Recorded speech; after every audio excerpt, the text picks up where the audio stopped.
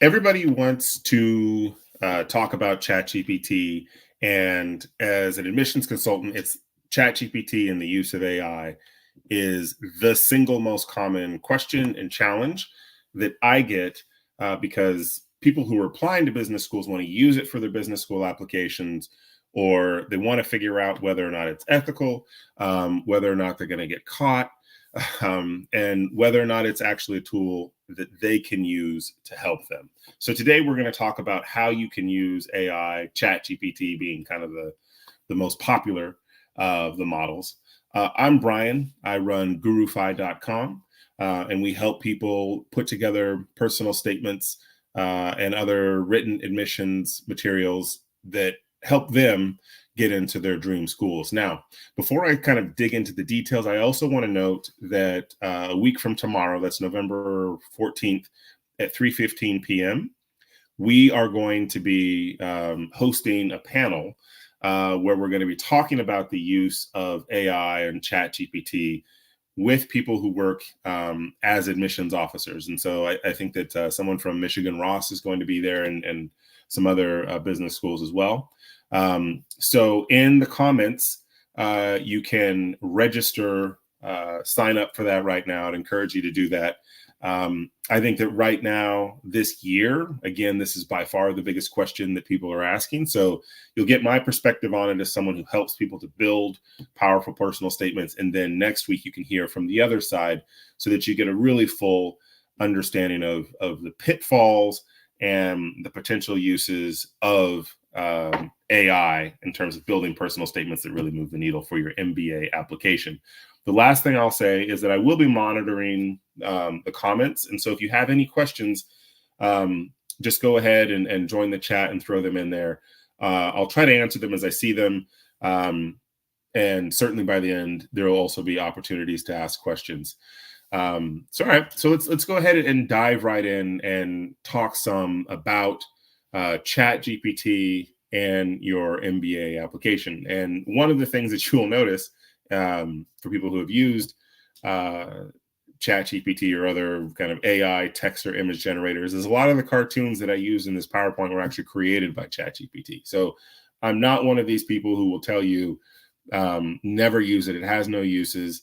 It can certainly make a lot of the things you do in life easier. And I think that if you try to say that there is no place for it at all, you're sort of fighting against the tide needlessly. But that having been said, it's really important to understand how to use it, when to use it, and some of the potential dangers if you use it improperly. All right, let's jump right in.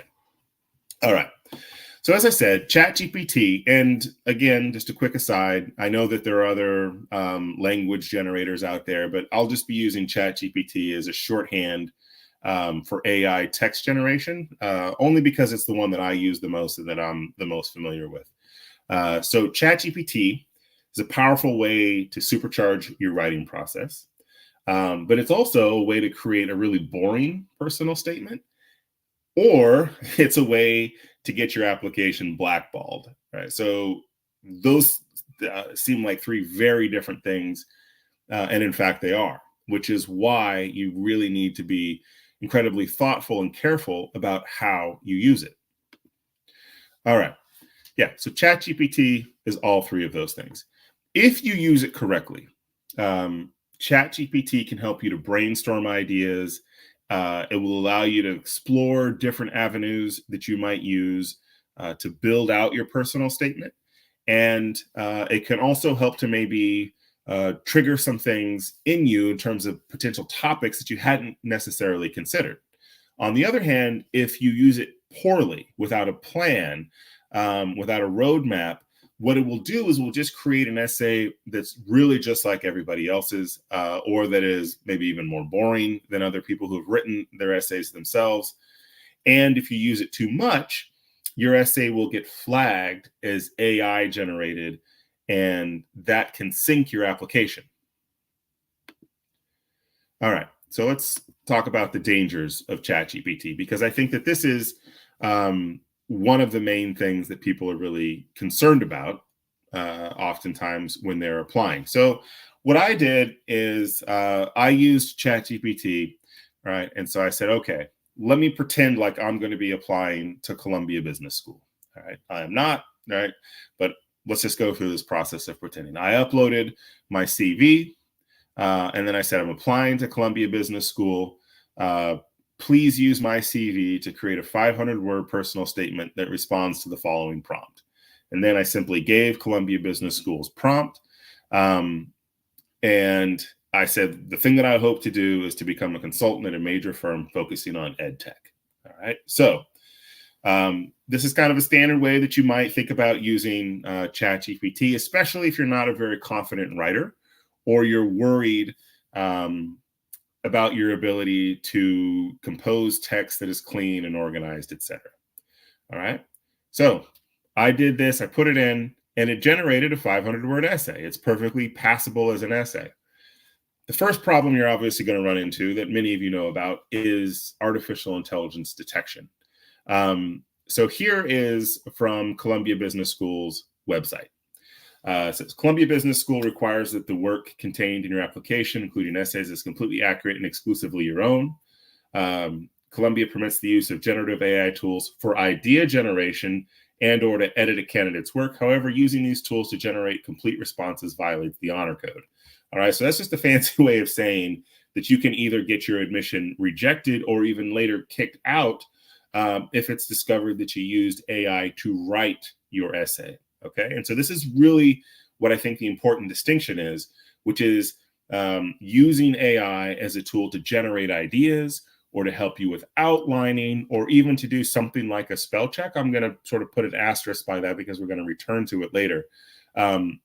Using it for that versus using it to actually write the text. And note there the kind of the kicker that as an applicant, many of you are probably most interested in, which is offers of admission will be rescinded should any misrepresentation and or omission occur, which again is just fancy legalese for if we discover that you have used ChatGPT to write your essay, then you can have your offer of admission rescinded rather. All right, so AI detection software. Again, this is something that a lot of people are pretty familiar with. At GURUFI, we have access to 3 different AI detection softwares. They broadly do the same thing.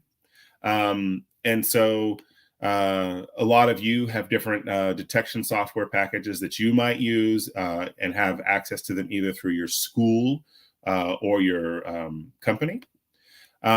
But the main thing to understand is, like I said, there's a variety of high quality AI detection software packages.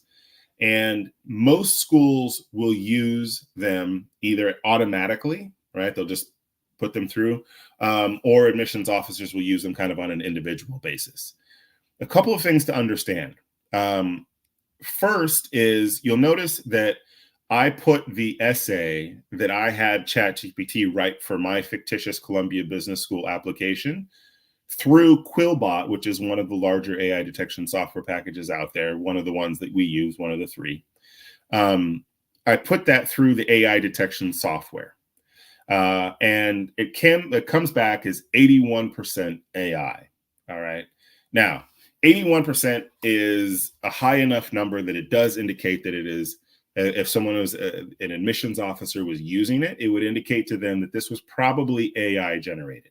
All right. Now, I'm not going to bore everybody by going deep into how ChatGPT works and therefore how a software package like Quillbot would detect AI. So fortunately, my sister and brother-in-law work at a kind of major tech company, NVIDIA. And so I've spoken to them at length about how these technologies actually work. And so I've gotten a better sense of what these numbers mean. Now, if something says that it's 81% AI generated, note that the essay that I actually had ChatGPT create for me was 100% a creation of AI. So why isn't that number 100% and not 81%? Well, the important thing to understand here is that these software packages are imperfect.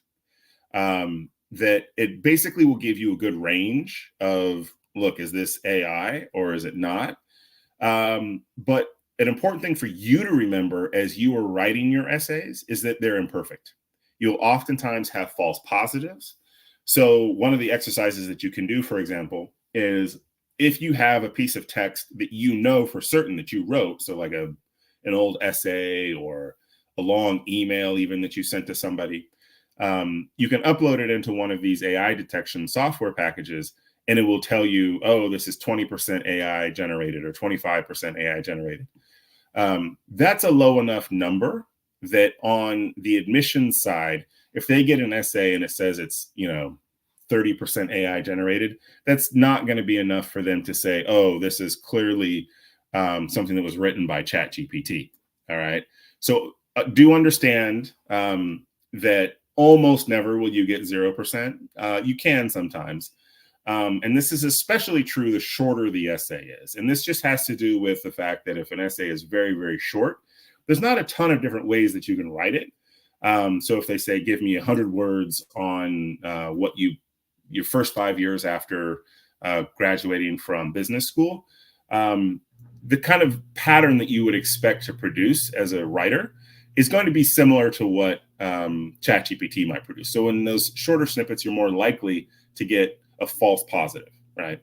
And so what this means is on your side, if you get something back that says, again, 35%, don't freak out about it, okay?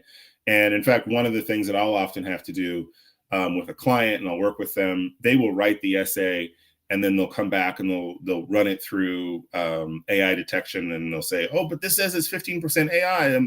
What's going on? And it's like, look, a lot of false positives. Don't worry about that. As a general matter, I say don't worry unless it tips over 50%. I actually like to try to work with the text in most instances to get it below 30%. But again, it's these high numbers like 80% that are a much bigger problem. And the last thing that I'll note is about paraphrasing software packages. So Quillbot, for example, has, and I sound like a salesman for Quillbot. I'm not, I promise you. But Quillbot has what's called a paraphrasing software that simply takes text and in an attempt to scrub it so that it makes it so that it doesn't look like it's AI generated. There are two issues there. Well, three actually. One is that there is kind of this cat and mouse game that's going on between AI generation and AI detection. And obviously universities care about this a lot because where they see this is not so much in admissions, although it is a challenge there, but it's just like, if people can use ChatGPT to write an essay, schools want to know that it's a fake generated essay. And so the detection software is constantly improving. And so then the paraphrasing software has to get better. And so you might use paraphrasing software and think that you've gotten over. But then what will happen is oftentimes the industrial level AI detection that universities use will be better many times than the commercial grade stuff. And it'll still get flagged as AI. And so your paraphrasing won't have actually worked.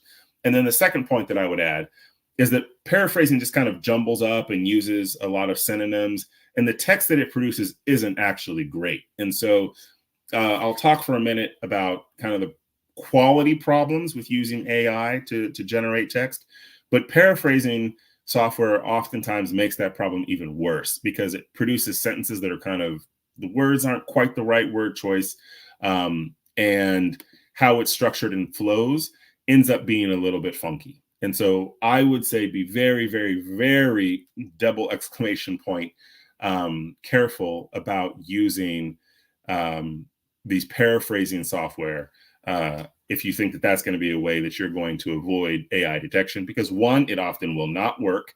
And two, the text that it produces, I don't think is high quality writing. And then certainly like if later on the schools improve, they might sometimes even go back and look at old materials to see if 9:44 a.m. if that is false material or AI generated material. All right. So now I want to talk about how ChatGPT, if you use it to write your essay, it will prevent you from writing like a really high quality and engaging essay. And if you think about this from the point of view of what you want your personal statement to do, Obviously, it's called a personal statement for a reason. It needs to feel personal. It should also tell a story. That's one of the big things that I emphasize is figure out ways to incorporate storytelling into your essays. And it shouldn't feel like it could apply to anybody. If you have sections of text where it feels generic and not unique to you, that's a problem. And then a lot of these schools require interviews. And so if what you write doesn't align with the person who shows up in an interview, that will feel a little disconnected. And so be worried about that. And then lastly, a good personal statement digs deep and is built on genuine self-reflection. And so if you're using AI text generation to shortcut the process of writing an essay, a lot of times what that produces is an essay that's really shallow, and it doesn't cut to the bone in terms of who you are and what you aspire to do and become.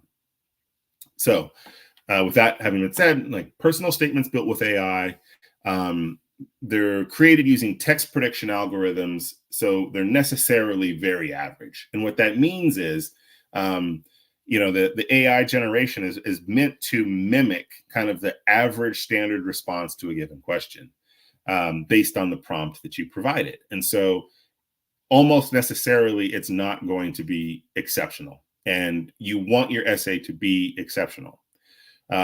These essays follow very familiar patterns.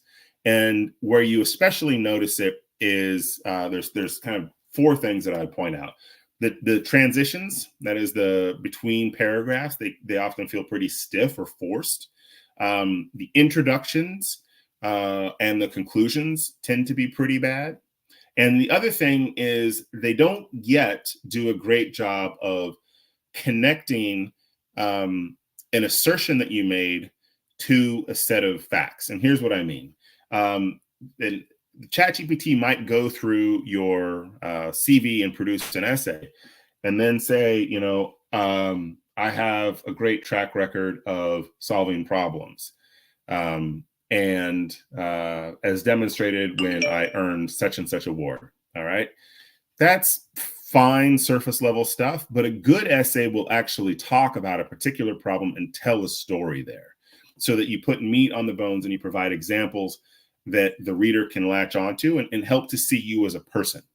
Every day, and this is something that I think people who are kind of anti-ChatGPT will miss. Every day, these algorithms are getting better and better. But right now, in terms of quality, they still fall short of a well-written human essay, especially if you get help from a professional editor or consultant like me or some other people who provide their services through GMAT Club. The essays that you produce with a human consultant are still better. All right. I'm not going to tell you that that's always going to be the case because this technology is moving at a really remarkable rate. But right now, it remains the case that you're much better off using, just in terms of pure quality, not overly relying on AI to do it. Okay. Oops, looks like this a little bit light here. Sorry about that. So is it possible to fix an AI written essay? Well, I can just tell you what's going on here.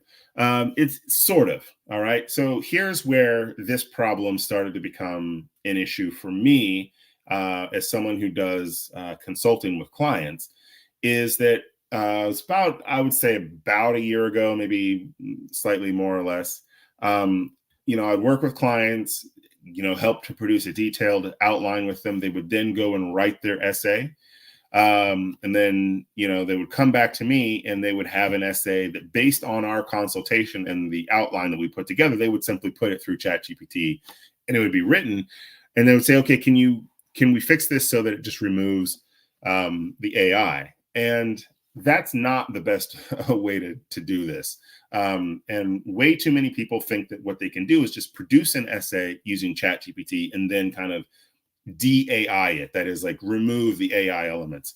You don't want to do that because if you do that, the essay that you produce will end up being pretty wonky. and you introduce a lot of problems that you have to fix. And a lot of times the process isn't the best. And so instead, what you want to think about is focusing on using AI early in your writing process and never using it to generate actual text. All right. So I've told you why I think it's a bad idea to rely too much on AI in terms of generation, in terms of both you're likely to get caught and also it produces essays that aren't as good. But I'm not one of these people who thinks that you cannot use ChatGPT ethically and effectively. Part of this is I believe this to be true. And also part of it is that I also know that it's a little bit like when Wikipedia first appeared and a lot of professors and teachers were saying you can't use Wikipedia. If you know that people are going to do something, you might as well give them a roadmap on how to do it well, as opposed to telling them they can't do it at all. And I do think that there are ways that you can use ChatGPT well to help you write a really fantastic essay. And this is especially true for people who might not have the means to come to a service like GURUFI and to pay to have someone help them build a really powerful essay. You can use this as maybe the next best thing. All right. So how to use ChatGPT ethically and effectively? First, I would focus on the idea of using ChatGPT to generate questions or prompts to explore. Pretend it's like a friend that you're sitting down with and you're having a conversation about what you should include or exclude from your personal statement. And you should use this as the fuel or the foundation or the roadmap for brainstorming exploration, for outlining, but never to actually just generate text from nothing or from like a CV. All right. So how can you use it to create ideas to explore? All right. So before I simply asked ChatGPT, hey, will you use my CV to write an essay for me? That's a bad idea. Here's a much better idea. All right. I can upload my CV and I will provide this prompt. I'm applying to Columbia Business School. After graduation, I hope to secure a position in a major consulting firm focusing on educational technology. I'm writing my personal statement, advised based on my CV. What are 5 potential topics that I could explore in my personal statement? Suggest 3 questions that you would have about my candidacy. What are 3 things or stories that you'd want to hear more about because they're interesting, unique, unusual for an MBA applicant, or could shed light on my intended purpose? Indicate 2 to 3 concerns that you might have. All right. So you're basically saying, hey, shoot me some ideas here for directions that I could take my personal statement. And what you get is what I like to call the bricks to build your personal statement. All right. So this provides 5 potential topics. Those are pretty decent. All right. What I can do with those is I can begin to think about which of these make sense, which of them resonate with me, which would I be excited or interesting to talk about. And a lot of times, one of the really funny things is when you deal with clients, they don't always have a sense of what is interesting or impressive about their past. And so something like this can simply remind you, oh yeah, it was unusual that I was a professor at Harvard, or that, I did this work at a university in South Africa, and say, okay, those are things that might be interesting on ramps or interesting topics to cover in my essay. And so it also says, here are 3 questions about your candidacy that I might have, or 3 are unique or interesting stories. And so these are questions that I can start to explore. All right. So again, sort of like building on the cheesy cartoon there, it's almost like you're sitting down with ChatGPT and you're saying, give me some ideas based on this stuff. Okay. This is really useful, especially when you're starting the process of building out an interesting and compelling essay that aligns with the things that you've done. Now, obviously, the more detailed the CV that you input, the better or more granular the questions that they could ask. But again, the idea is what you're wanting from ChatGPT to give you is kind of these mini assignments that you can use to start the process. Because so many of the people that I work with, the biggest impediment is kind of that initial blank page with the blinking cursor where you don't know how to begin. having these questions to think about and to brainstorm, which I can talk about here in a second, is a great way to start that. You simply do this initial work in a really low stress way, where you're not worried about everything that I write is going to go to the school, so it has to be perfect. It's just a moment of exploration where you can go through different aspects of your life and career, and you can start to think about what it is that you hope to do. And again, this is here, ChatGPT, based on the prompt that I gave. It says here are a couple of different concerns, things to think about. And for each of these, I could go through and say, okay, is this something that rises to a level that I should address it or not, right? And again, it's simply starting to put out ideas that you can chase down and explore and think about. And so what do you do now? All right. Now, in previous videos that I've done for GMAT Club, I've talked about the process of brainstorming and what that can do for your essay. And what I would suggest is, so you say, okay, you've produced, based on that prompt, about 10 different things that I can think about including in my essay. For each of these, do a 15-minute free write. And what that simply means is, so you say, okay, we go back here and say, where's the bricks? All right. 5 potential topics for your personal statement. It says, okay, education consulting and EdTech vision. Discuss your experience founding GURUFI and how this inspired your interest in EdTech. Emphasize how you want to innovate in educational consulting or the digital learning space with new technologies. All right, so here's like a little prompt, but it is a low pressure prompt because what you do in a brainstorming session is you simply say, okay, I'm going to grab a pen and I'm going to grab a notepad. And for 15 minutes, I'm just going to write to myself ideas and thoughts and potential stories or lines of inquiry that I want to explore within the essay. Do that for 15 minutes. It's super low stress because you're the only one who's ever going to read it. All right. And one of the things that will come from that is you will start to generate ideas and even sections of text that will end up making it into your essay. Now, the question that I asked ended up producing 10 responses. All right. So 10, 15-minute brainstorming sessions is about, what, 2.5 hours, something like that. So it's not actually like a ton of time. You could do it over the course of, a weekend or a week, or if you really want to go crazy, you can do it all at once.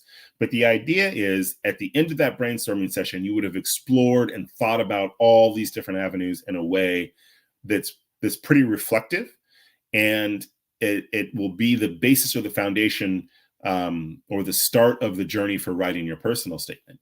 And the other thing too is a lot of times ChatGPT will give you some ideas to explore. And one of the things that you might do is ask follow-up questions. And you say, okay, you thought that I might write about how I worked at a university in South Africa doing educational stuff. How do you think I could explore that further? Give me 3 questions that you would want to know about that experience. And they could generate that. All right.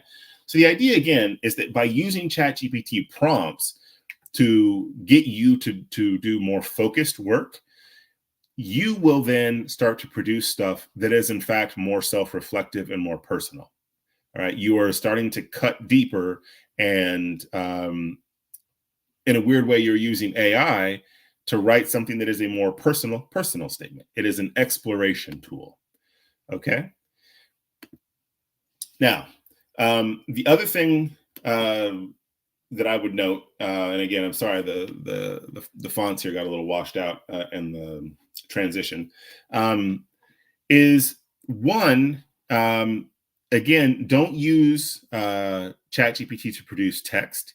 What you can do is, once you've kind of produced a lot of ideas, type out some of the main ideas that you like from your brainstorming sessions. And from there, what you can say is, based on this, give me 3 different potential outlines for my personal statement. And then from there, you can look at them and see which ones you think make the most sense. Because what you're then starting to do is put together the different ideas and moments that you've explored. And what ChatGPT can do is to sort of impose a sense of organization onto it. You will then write that. Okay. Two things to think about in this process is, one, a lot of times, one of the things that I've had clients get themselves into trouble with is they think that what they can do is, let's say that a school asked you to write a 1,500 word essay or a 1,200 word essay, and you're pretty happy with that essay. And then another school says there's a 500 word cap. So you put it into ChatGPT and you say, shrink this down to 500 words. Be very careful with that, because the process that ChatGPT algorithm uses to shrink that down will often be flagged as AI generated. All right. So do be mindful of that. And again, the emphasis here is to think about it as like another person. And so in the same way that you can get feedback from another person, you can also ask ChatGPT. Like you can copy paste a personal statement in and say, can you give me 3 things you like about this essay and 3 things you think could be better? The last thing I would say on that point is the advice that I would give in terms of what ChatGPT tells you is the precise same advice I would give if you did that to a person. In the personal statement writing process, you should never simply accept a piece of advice just because it's been given to you. People will give you bad advice, and sometimes so will ChatGPT. It doesn't mean it's not useful, but what it means is if you get that piece of advice, you should think about it, reflect on it, and decide whether or not it works for you. All right. But it's there to provide feedback and kind of bounce ideas around to see if it will actually help you build a more compelling personal statement. All right. So again, my final note here is, the big thing, obviously, that people are really worried about is to make sure that they don't get caught. All right. I will spend a lot of time telling people ChatGPT is not the means to make a really great personal statement, but that a lot of times just flies over people's head, and they ignore that part. And what they really want to focus on is, how do I avoid getting caught? The easiest way to do that is don't use ChatGPT to write, rearrange, or shorten text. All right. If it's text generation, stay away from it. But you can use it to suggest ideas or explore potential organization for your essay.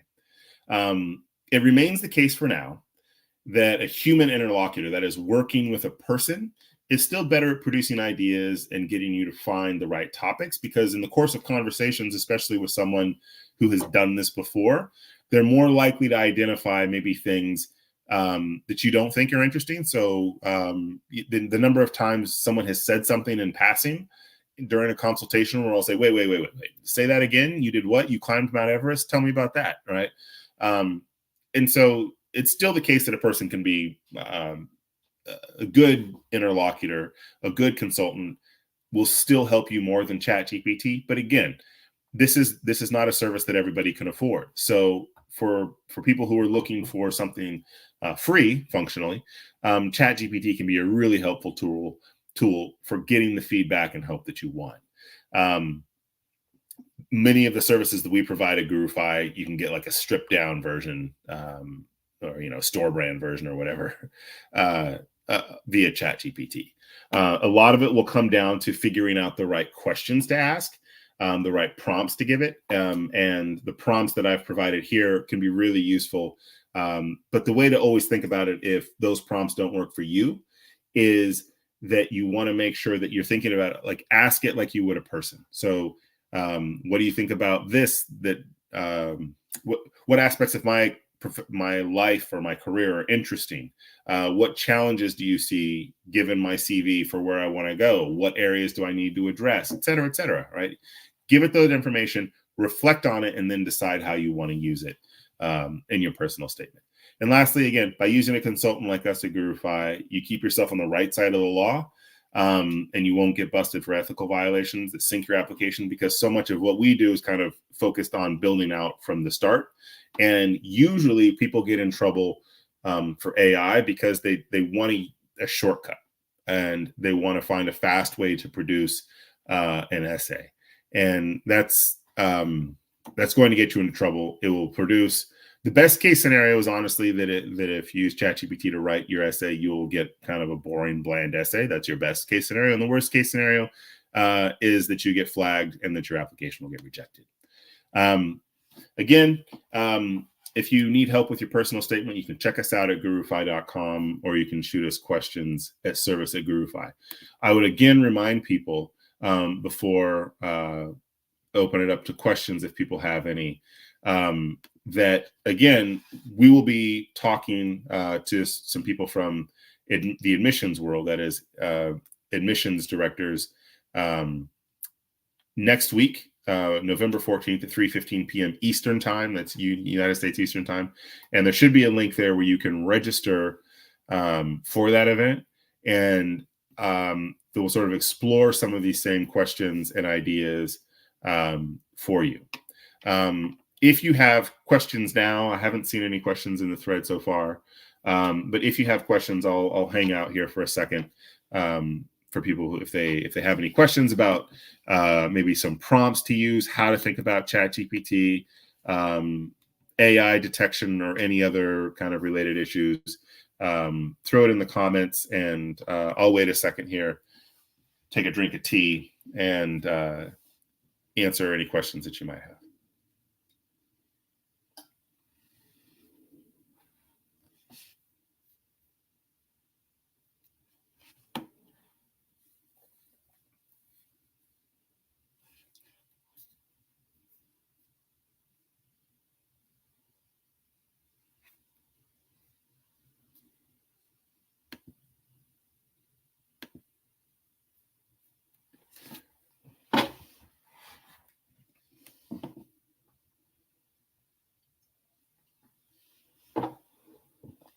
All right. Well, it looks like right now we don't have any questions. If you do end up having questions, shoot me an email, service@gurufi.com. I'd be happy to provide you with kind of a sense of how these things work, or some strategies that you can use to avoid running into any issues.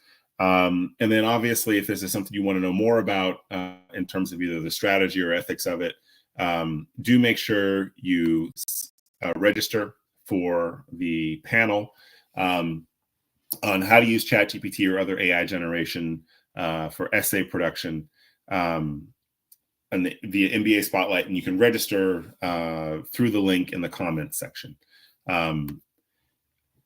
Hopefully you guys found this helpful. And I know this is very much an issue that a lot of people are struggling with, figuring out how to do it and how to avoid getting in trouble. So see, do you recommend any specific prompt to help adapt our core story for specific universities that we're going to apply to? All right. So yeah, so it's we've got two questions here. So the first one is more straightforward. Can we use ChatGPT for application other than for essays, such as resume content and job description? For CVs, I think it's fine. Job descriptions, I would say sort of depends. There's not really, well, the thing about like a lot of these kind of very short answers, right? So they'll tell you like, write 100 or 200 characters or something for every job you've had in the last 10 years. Schools will ask things like that. It's actually easier just to write the description yourself than to create a prompt where you describe the job and then have ChatGPT create the description for you. So I would say just do it yourself. If you want to have ChatGPT shorten it or something like that, I don't think anyone, for things that are very, very short, say under 40 words or so, or a CV, those aren't things that you have to worry about in terms of AI detection. I think it's fine to use them for that. And the second question, do you recommend any specific prompt to help to adapt our core story for specific universities that we're going to apply to? So here's how I would think about it.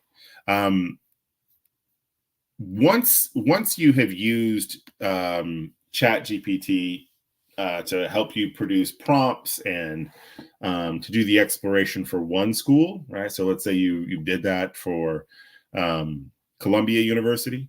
What you can do is you can kind of run it back where you say, okay, I'm applying to Stanford now. Stanford is a little bit more entrepreneurial in its focus. you can actually just put the prompt into ChatGPT and said, here's the essay that I wrote for Columbia Business School. Here's the prompt for Stanford Business School. If there's some information that you think is relevant to that second school that you really want to emphasize, that look, this new school, they care about this, this, and this, based on the essay that I wrote and my CV, what are some ideas or some ways that I can alter this essay, or I can expand it, or things to include or exclude or emphasize or de-emphasize, right? So it really is the same thing. What you're simply doing is asking it follow-up questions. And the more information you give, kind of the more responses or more granular responses you'll get from ChatGPT. But the process is the same, right? You can tell the ChatGPT kind of what you're concerned about, and it will tailor its responses to you. And you then use that to then write the essay yourself. All right. So hopefully that was helpful. Would it be fine to write the whole essay and have GPT better it?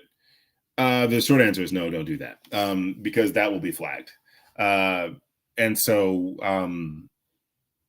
there are programs, things like Grammarly or, kind of different versions of spell and grammar and syntax checks. Those are fine. You're simply fixing errors. But if you put an essay into ChatGPT and say, make this essay sound more professional and tailor it to Columbia Business School's prompt, which is this, the ChatGPT will sufficiently rewrite that that it would probably trigger AI detection, right? And the other part of it is that I guess it kind of depends on what you mean by make it better, right? If all you're concerned about is, grammar and syntax, then I would simply just use a program like Grammarly. Or, I think Microsoft Word has fairly robust, grammar and syntax checkers in there. Use that to polish it up. If what you want is something more substantial, that's not going to come actually from ChatGPT shining up your essay. What will make your essay better is actually improving the content. That is the things that you're talking about. And that's maybe one of the biggest misconceptions, is that people think that the biggest improvement that they're going to make is to throw in pretty words and, to have it be very fluid. If you think about the hierarchy of things that will make a difference, the first thing is your content. What are the actual stories that you're telling? Second is how is it organized? And then lastly is how much of a shine do you have on it? And in fact, the best essays tend to be pretty spare, right? They don't throw in a ton of adjectives and adverbs, and it's not like they're not trying to hit a home run in every single sentence. They simply tell a story that is compelling and interesting in its own right. And so, if you tell ChatGPT, make it better, or make it sound more professional, or make it sound more compelling, what you're going to get a lot of times is maybe overly flowery language that doesn't actually move the needle. So do be very careful about that. But what you certainly don't want to do is just give it an essay and say, change it in these ways, because the changed text will probably, and again, it's an imperfect science, but will probably end up being flagged as AI generated. All right. And again, if you're the default is, if you're not sure, don't use ChatGPT, because the cost is pretty high. The cost is that the school says you didn't write this, and your application gets rejected. And most of the things, again, that ChatGPT can do for you, you can find a person to do it. But again, the earlier in the process you use it, the less likely it is to create problems for you. And in fact, I think if you use it at the start of the process, it will create no problems for you, and it can actually make your essay much better. But the closer you get to having it generate text, that's when you run into problems. If it's writing for you, or if it's taking text and reworking it, then you've crossed a line, both an ethical line and the practical line of you're going to get busted. Okay. All right. It looks like those are the questions that people have. Again, if you do have questions that weren't answered today, I would encourage you to either show up for the MBA Spotlight that we're doing, where we talk to admissions committee panel or admissions adcom people about ChatGPT. And that will be November 14th, which is a week from tomorrow at 3:15 p.m. Eastern time. Or you can shoot me an email at service@gurufi.com. All right. So hopefully this has been helpful to you in terms of showing you how you can use ChatGPT to write a more compelling essay. And again, if you have questions, service@gurufi.com or visit us at gurufi.com to get help with building or revising your personal statement in ways that make it really unique and compelling to you. All right. Have a great day, guys. And hopefully I'll see some of you next week at our MBA Spotlight.